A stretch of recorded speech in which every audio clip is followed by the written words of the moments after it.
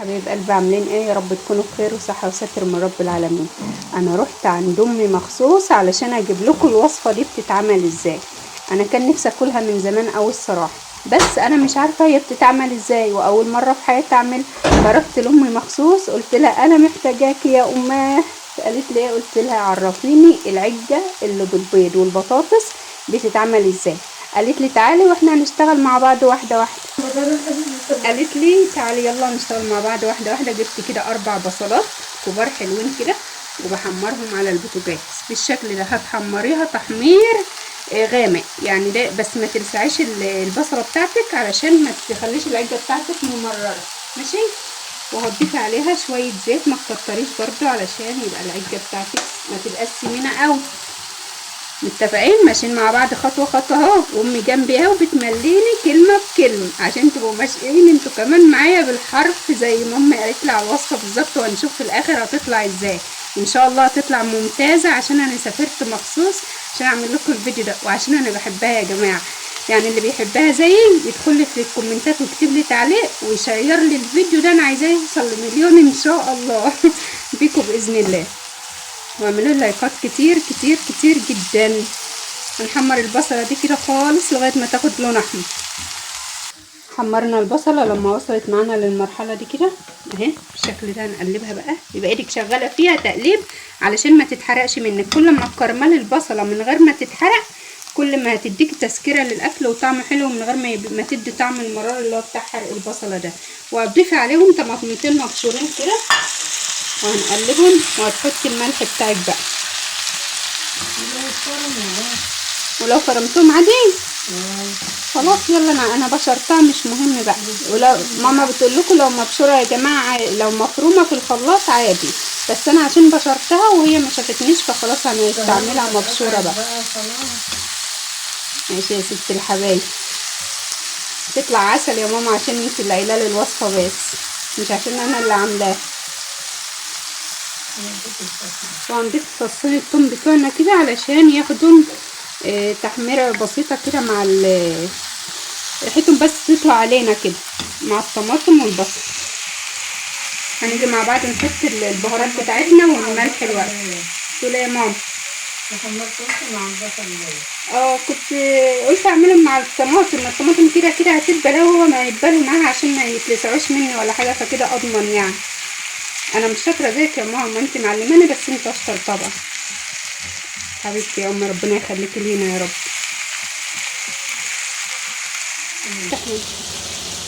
كده التومه خلاص اتحمرت والطماطميه بتاعتنا دي بالكايه يا جماعه. هنضيف بقى فلفل اسمر وكمون وكزبره ناشفه. فلفل اسمر اهو هضيفه كده. الفلفل الاسمر بتاعك مفتوح يلا عادي عادي. ده كمون اهو شويه صغيرين عشان لسه هنحط على البيض برضه، بس مش هنحط فلفل عشان ده نزل مننا كتير شويه. ودي كزبره ناشفه او العكس يا جماعه، كمون وكزبره ناشفه يعني اللي يجي في ايدي يعني. المهم ان البهارات بتاعتنا فلفل اسمر وكمون وكزبره ناشفه كده. التقليه بتاعتنا نشفت خالص اهي، والطماطميه بتاعتنا استوت مع البصله مع قرن الفلفل. بطل لكم الشفاط ده عشان عامل لنا دوشه وانا مش واخده بالي ان هو شغال اصلا. كل حاجه بتتكسر ليه؟ لا حول ولا قوه الا بالله.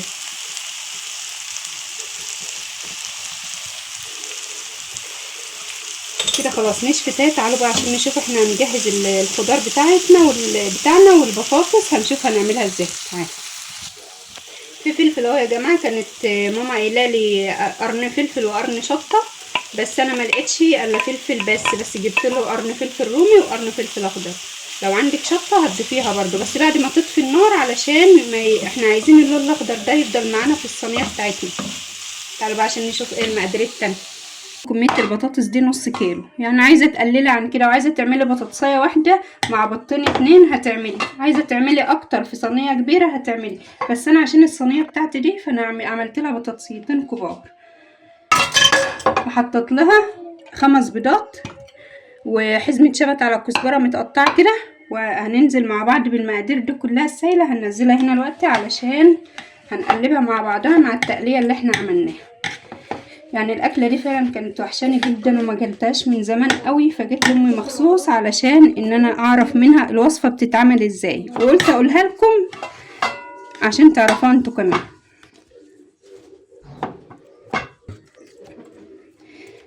كده هرسناها كده، هنشيل الهرسه بتاعتنا بقى، وتيجي تنزلي بالبيض في الوعايه دي كده. كسري كميه البيض اللي عندك، لو عندك بيضه بيضتين 2 بس وبطاطسايه صغيره وصينيه صغيره هتعمليها لاولادك. لو بصي لو هما ما بياكلوهاش زي ولادي، بدل ما تسافري مخصوص عشان تروحي عند والدتك وتاكليها هناك عشان هي اللي كانت بتعملها لك، وربنا يشفيها ويعافيها يا رب ويقومها بالسلامه ويجعلها احسن الناس في حياتي دايما، وهي طبعا احسن الناس في حياتي. متحرمش منك يا امي يا غالي. هنحط شويه ملح بقى كده، بس خدوا بالكم يا جماعه عشان احنا حاطين ملح في البطاطس وهي بتتسلق، فما تكتريش. امي بتقول لي ما تكتريش اهي. وهننزل على البيض بتاعنا بالخضره. خضره كتير ما يهمش يا ام عشان يبقى ريحتها حلوه. وهننزل بالبطاطس بتاعتنا كده، وهنقلب كل الكلام ده مع بعضه مع التقليه اللي احنا عملناها. دي التقليه برضو بتاعتنا اللي احنا عملناها. الله، شفتوا الالوانات؟ كفايه الالوانات والله، ولا الريح.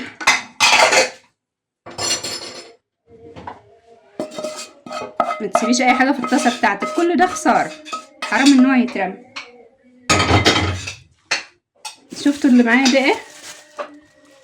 اسمه ايه ده يا ماما؟ مش عارفة. كربوناتو. ده كربوناتو. امي بتقول لي لازم نحط منه نص معلقه كده، نص معلقه صغيره عشان تفتح قلبها. انا ما كنتش اعرف حته الكربوناتو دي، ربنا يديها طول العمر والصحه يا رب، ماما اللي قالت لي عليه. شويه كمون عشان العلب دي بتضايقني، انا ما بحبش كده، بحب كل حاجه تنزل معايا بسرعه. شويه كمون. انا مش هحط فلفل اسمر كتير لاننا حطينا كتير في التقليه، يعني نزل مني كتير غصب عني. وهنحط شويه كزبره ناشفه. خلاص مادام في كزبرة خضرا بس خلاص. يلا يا ماما نعزز الطعم مش مشكله، اللي ما عندوش يا جماعه مش مهم، حطوا كزبره ناشفه بس. وهنهرس كله مع بعضه بقى. خلاص احنا قلبناه كله اهو بالطريقه دي والشكل ده. بقول لك هنا الصينية بمعلقة زيت. يعني احط معلقه زيت في ارضيه الصينيه دي؟ حاضر ماشي. ماما بتقولي دهني الصينيه بمعلقه زيت علشان ما تلزقش مننا في الفرن يا جماعه.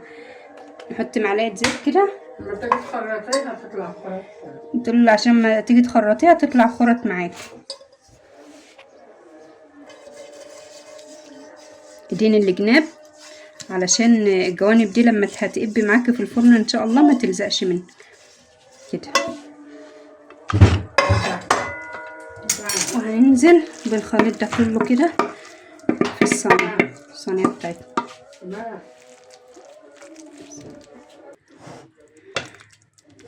هنسويها كده بالشكل ده. بس انا عايزه اسال ماما على حاجه يا جماعه، حاسه ان هي تخينه شويه. شوفي يا ماما، هي تخينه كده. ايوه تخينة. تخينه. انقلها في حاجه واسعه شويه. أكبر شوية. ماشي. هنجيب لها صينيه تانية هننقلها فيها يا جماعه، عشان هي ايه الصينيه دي صغيره شويه. الكهرباء قطعت يا جماعه، احنا بنعتذر. اما جينا نفردها الكهرباء قطعت. هدخلها افردها بقى بالشكل ده كده اهي، وهدخلها الفرن على درجة حرارة وسط، ما تعليش عليها او عشان تحمر من فوق ومن تحت وما تتلسعش منك.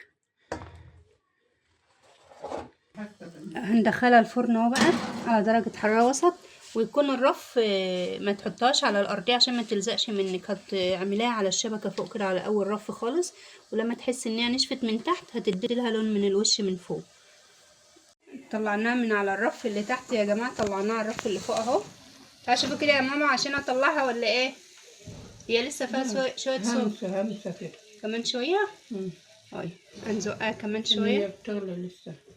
لسه بتغلي. هنزقها دقيقتين 2 وهنطلعها تاني يا جماعة. طلعناها من الفرن، بسم الله ما شاء الله، اللهم صل على النبي. حمار ولا احلى ولا اروع من كده. تسلم ايديكوا يا رب. تعالى نقطعها عشان نشوف هي عامله ايه. ولاحظوا يا جماعه ان ده اول مره في حياتي اعملها، يعني بسم الله ما شاء الله زي العسل، وهتطلع زي العسل من ايديكوا برضه. هنقطعها كده بسم الله الرحمن الرحيم. الله كفايه ريحتها تحفه، ريحتها حلوه قوي يا جماعه والله. ودي بتتعمل بقى باقل التكاليف اللي عندك بطاطسايه، فصين توم، قرنين فلفل، بيضتين. هتعملي الصينيه دي لولادك وهتبقى احلى عشاء واحلى اكله في الدنيا. الف هنا وصحه لكل اللي ياكل منها يا رب. دي بقى وصفه امي، ربنا يشفيها ويعافيها. تعالوا بقى عشان نطلع قطعه كده. تعالوا نجرب كده يا جماعه. بسم الله الرحمن الرحيم. يا رب تطلع قطع سليمه ان شاء الله، تطلع قطع سليمه وتطلع من ايدكم زي العسل. الله على الجمال والحلاوه والطعامه والريحه اللي ماليه الدنيا. بسم الله ما شاء الله. شفتم؟ ولا احلى من كده ولا اطعم من كده. تعالوا بقى عشان ندوق سوا. تعالوا بقى عشان نقطع كده ونشوف الجمال اللي عدى الكلام ده. بسم الله ما شاء الله. واو واو واو، فعلا ما شاء الله زي العسل. تعالى ناكل ندوق. تحفة جميلة، جربوها. ما كنتوش عارفين الوصفة تخش على الفيديو وتجيبوا الوصفة. وبألف هنا وصحة، واعملوا لايك واشتراك للقناة وفعلوا زر الجرس. مع السلامة، من فيديو جديد ان شاء الله. باي.